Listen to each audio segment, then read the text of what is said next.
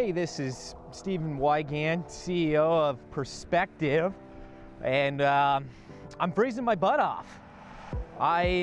We get asked a lot, can we own a second home? And I'm walking around in Colorado here. It's windy, it's cold. Yesterday I was in Phoenix. It was 70 something, sunny. It was awesome.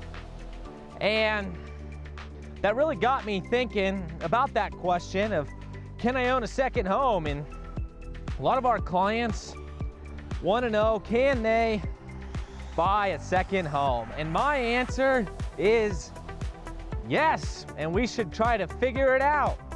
It's not as costly as people think. You might have 5 million, you might have 10 million, you might have 20 million, and you're wondering that.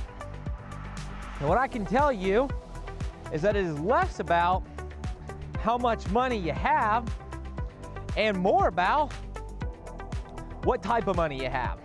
See, if all your money's locked up in real estate or in IRAs, yeah, it can be really tough. You know, one time we had this guy, he was worth 25 million bucks, and he wanted to buy $1 million place in Mexico, and he made the comment that I thought was crazy, which was, I just wish I felt like I had enough money that I could buy $1 million place in Mexico. Like, that's crazy. You have 25 million bucks. How do you feel like you don't have enough to do that?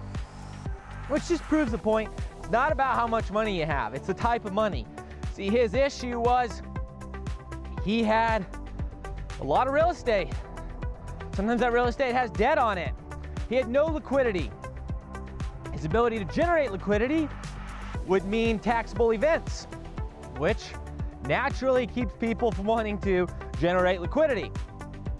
And so, same if you got most of your money in IRA. You know, if you got 3 million bucks and 2 point something of it is in an IRA, to get it out is a taxable event.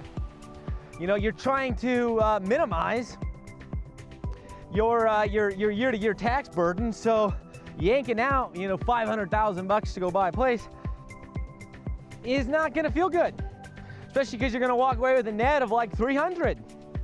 So, you know, our thinking about it is, it's why you gotta build a balance sheet for freedom.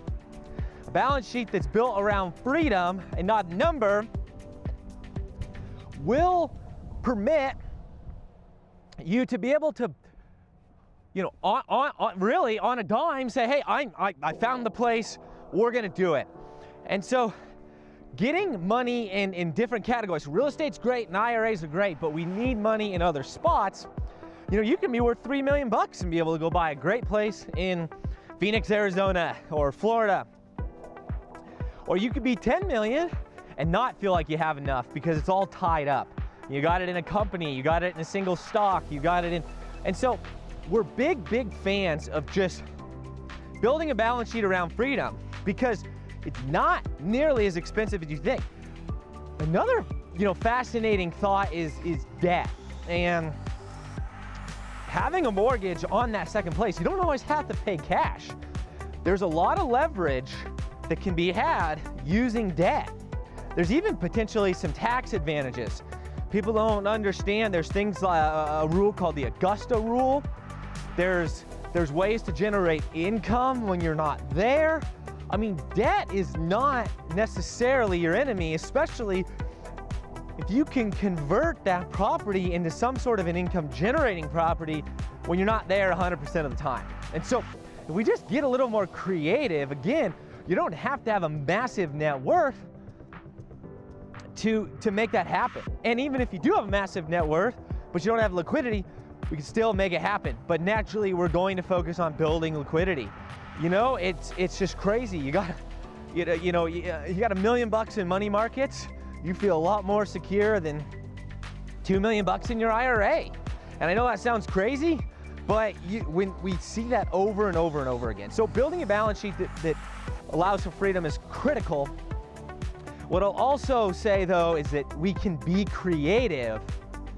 We can be creative and using debt, trying to make it at least partial investment property creates a lot of tax benefits, both on the interest and other expense side, that makes it substantially more affordable. And so,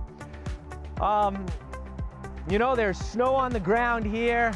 Colorado is great, but it's pretty great. Be able to go to Phoenix or go to Palm Springs or go to Florida for 3 months. And so I'll leave you thinking about that, and